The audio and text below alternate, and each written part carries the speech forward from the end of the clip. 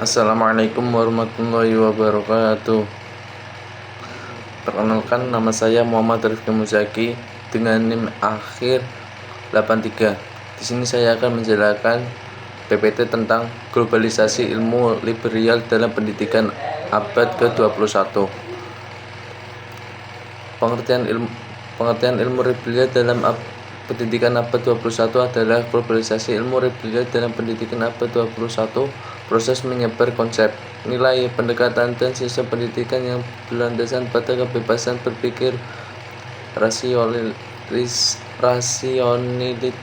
hak asasi manusia, demokrasi, serta keterbukaan terhadap berbagai disiplin ilmu ke seluruh dunia. Globalisasi ini didorong oleh perkembangan teknologi informasi, komunikasi, dan kerjasama internasional. Globalisasi pendidikan. Globalisasi telah membawa perubahan besar dalam dunia pendidikan. Perguruan tinggi di berbagai negara mulai mengadopsi sistem pendidikan liberal untuk menyesuaikan diri dengan dunia yang semakin dewasa dan dinamis, serta untuk mempersiapkan mahasiswa untuk menghadapi tantangan global. Peran kebijakan pendidikan. Pemerintah memiliki peran penting dalam mengarahkan sistem pendidikan melalui kebijakan yang dibuat. Di Singapura misalnya, pemerintah yang aktif mengatur arah pendidikan tinggi agar sesuai dengan kebutuhan nasional. Institusi seperti National University of Singapore menjadi contoh bagaimana kebijakan negara mendorong menerapkan pendidikan liberal. Peran hukum. Selain kebijakan, sistem pendidikan juga diatur oleh hukum dan regulasi yang berlaku. Negara seperti Tiongkok, Singapura, dan Indonesia menunjukkan bagaimana pemerintah tetap memiliki kontrol terhadap perguruan tinggi, baik dalam hal kurikulum, perdagangan, maupun arah pendidikan. Otonomi perguruan tinggi.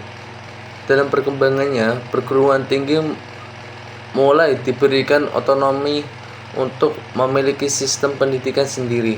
Kampus dapat mengembangkan kurikulum sesuai dengan visi dan kebutuhan masing-masing, meskipun tetap berada dalam batas pengawasan pemerintah. Seperti contoh, National University of Singapore mengembangkan program pendidikan liberal untuk meningkatkan kemampuan berpikir kritis mahasiswa, namun tetap selaras dengan kebijakan nasional. Perubahan paradigma. Pendidikan mengalami perubahan dari yang sebelumnya berfokus pada aspek teknis menjadi lebih holistik. Saat ini, pendidikan tidak hanya bertujuan menghasilkan tenaga kerja, tetapi juga membentuk karakter, kreativitas, serta kemampuan sosial yang dibutuhkan kehidupan. Tantangan di era modern.